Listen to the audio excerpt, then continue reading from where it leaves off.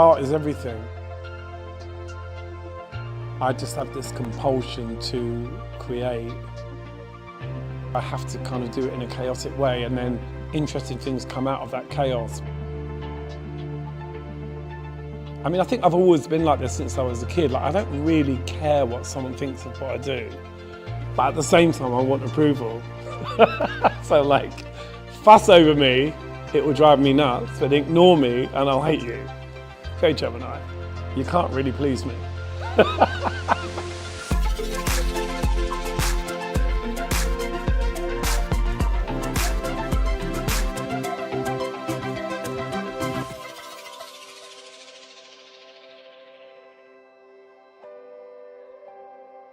At school, I was always drawing pictures of Bowie, Mark Bolan, you know, my sort of idols at the time. I had an amazing art teacher called Mr. Riddock. It was the only class that I really enjoyed. You know, he would say to me, "Oh, can you draw something else other than Bowie?" I really wasn't interested in like still life and plants and things, which was a lot of what we did at school. And you know, being a kid with a personality in a classroom of 30 kids, you know, you stand out.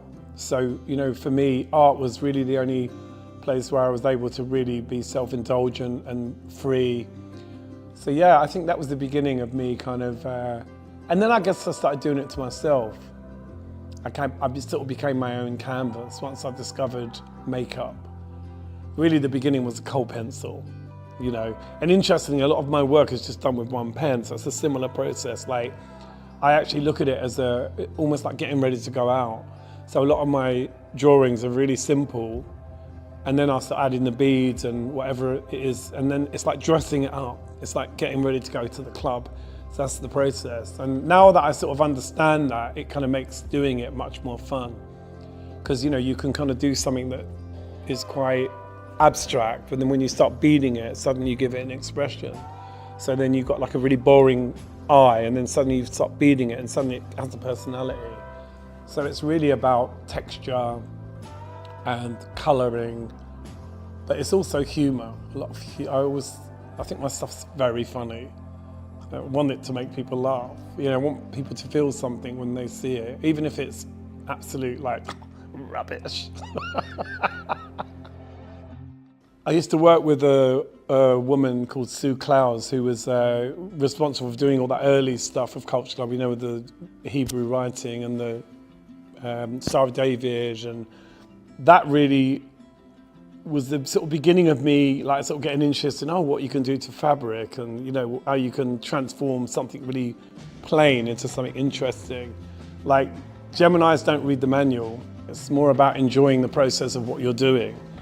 You know, I've had to learn to do that. I've had to learn to kind of sit and really be patient and enjoy the process and not worry too much about what, you know, because sometimes you bead something and then it's awful. And I will literally scissor it and people scream, "Oh, I can't do that." And I'm like, no, no one's ever going to see this. Because if I don't like it, do you know what I mean? It doesn't matter whether someone else goes, "It's great." I'm like, no, it's not great. It has to be killed. I like faces. I think faces are, you know, probably the most exciting thing to paint. And also, I don't have a sort of regimented view of beauty.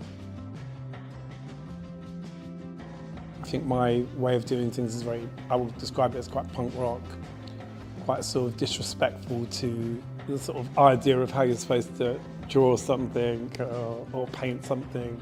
I did actually have some art classes and I found them really frustrating, but they kind of pushed me towards my style, because I realized actually it's good to learn things, but then it's also good to kind of totally disregard what you've learned.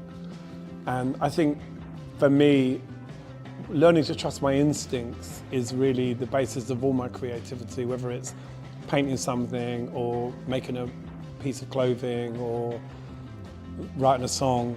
I think through doing painting, it's given me such creative freedom in terms of what I write. And, you know, I just really enjoy that freedom and sort of, you know, and also I know that like everything's already been done to a certain extent. There's nothing you can do that's particularly original except your perspective. You know, the universe is full of ideas. It's like a big pantry.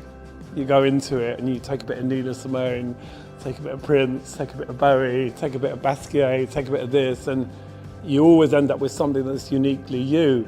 I think as I've got older, I'm less sort of uncomfortable with saying, oh yeah, that influences me, or Bowie, you know, influences a lot of what I do. I don't hide it anymore. You know, people say, oh, you sound like Bowie. I was like, that's kind of deliberate. I'm always kind of like, I'll just let myself do whatever I feel like doing. You know, I mean, I'm a Bowie obsessive. I just think he's fucking brilliant, you know. He was a great artist. You know, I loved his paintings. There's nothing about what he did that I didn't like. So obviously, I do a lot of Bowie paintings. You know, I know it's a bit of a cliche to paint Bowie, which is why I did it in the way I did. You know, like, you look at the outfit and you know it's Bowie. It couldn't be anyone else. But then the face is like, I don't know what you think of the face. I'd love to know. I've done some other ones of him, but I saw that gig. I saw that outfit. I was there when I was 11. People just instantly know it's Bowie, you know, which is fun. And when I did it, I was like, I wonder what people are going to think of it, but they love it. You know, it gives the reaction. Same with Madonna, it's like, you can really see it's her.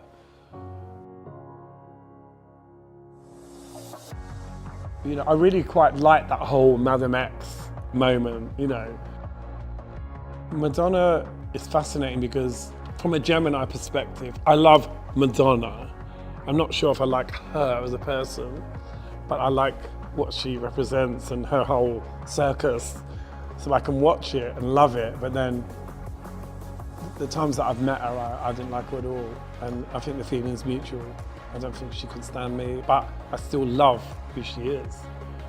You know, and what she creates. I mean, she's kind of like she's like a phenomenon in a way, really. Do you know what I mean? Because, you know, she's still there.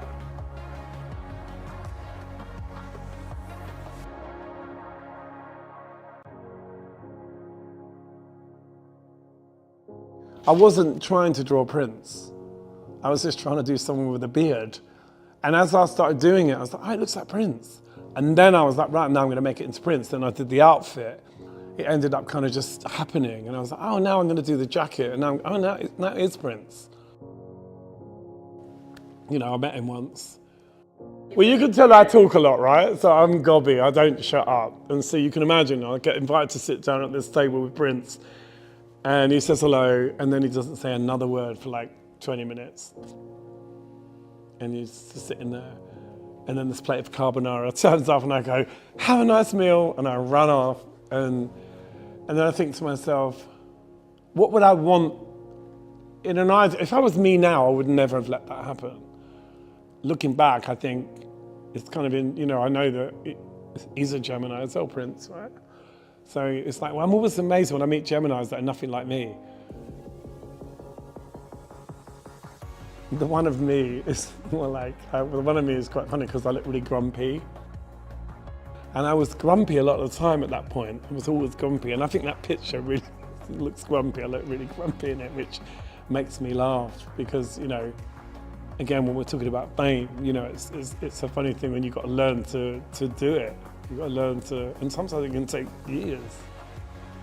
Sometimes it can take forever to get to that place where you go, oh yeah, that's what I wanted. So I feel like these 4 pictures are about my relationship with fame, but also how I see other people. Because all these people are creations. You know, when you think about Madonna, again, it's like, well, what period is the most iconic? What's obvious, what's not obvious? Obviously, you never want to paint someone, because there's a lot of Madonna pictures, there's a lot of Bowie pictures. So finding something that isn't obvious is really a challenge. Do you know what I mean? It's like, you know, but people just love famous people. Thank God.